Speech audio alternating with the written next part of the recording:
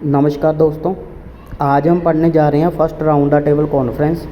हम पढ़ेंगे ये कब हुई थी, कितनी हुई थी, इसको करने का मकसद क्या था। ठीक है, तो सबसे पहले हमें पता होना चाहिए कि total 3 round the table conference हुई थी। टाइम पीरियड था 1930 से लेकर 1932 तक। 3 राउंड द टेबल कॉन्फ्रेंस 1930 से लेकर 1932 तक ये हुई थी। ठीक है, और ये किस कमीशन पर बेस्ड थी। ठीक है, ये भी याद रखना है, कमीशन किस पर बेस्ड थी ये। तो आपने याद रखना है कि साइमन कमीशन की रिपोर्ट आई थी। साइमन कमीशन, इसकी रिपोर्ट आई थी 1930 में। ये उस पर ही टोटली बेस्ड थी। एग्जामिनर अक्सर पूछ लेता है कि first round the table conference है किस किस रिपोर्ट को ध्यान में रखकर हेल्ड की गई थी। ठीक है, तो याद रखने का है कि साइमन कमीशन आया था, उसकी रिपोर्ट आई थी 1930 में, उसी पर ये टोटली बेस्ड था। ठीक है, next, first round the table की घोषणा किसने की थी। ठीक है, फर्स्ट राउंड द टेबल, तो याद रखिएगा कि इसको करने वाला था जॉर्ज फाइव। ठीक है, जॉर्ज फाइव ने इसको अनाउंस किया था। कब अनाउंस किया था? 12 नवंबर 1930।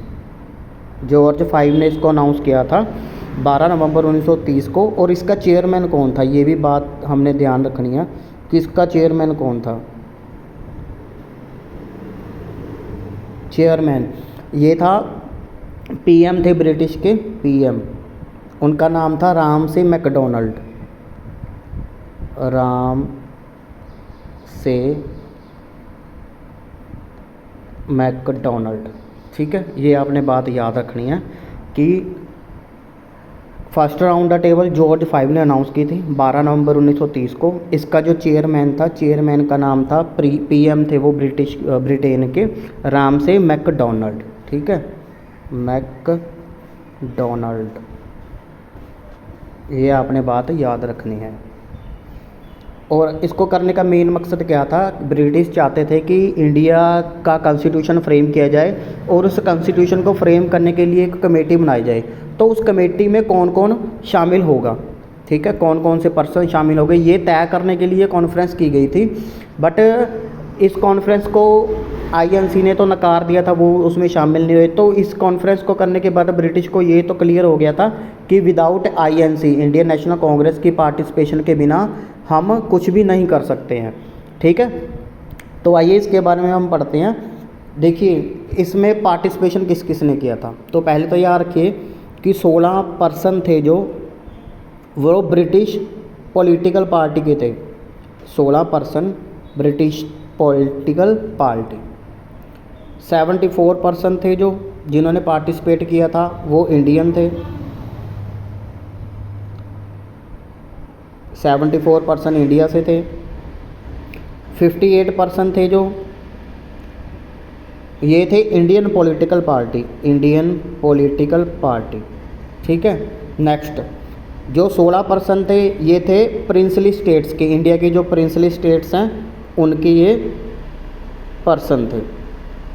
ठीक है जी, प्रिंसली स्टेट्स की। ठीक है, तो ये सारी बेसिक और इम्पोर्टेंट इन्फॉर्मेशन थी जो first round the table conference में हुई। हाँ, अब ये एग्जामिनर ये ज़रूर पूछ लेता है कि फर्स्ट राउंड द टेबल का रिज़ल्ट क्या निकला। तो आप ये याद रखिएगा कि जो फर्स्ट राउंड द टेबल हुई इसका नो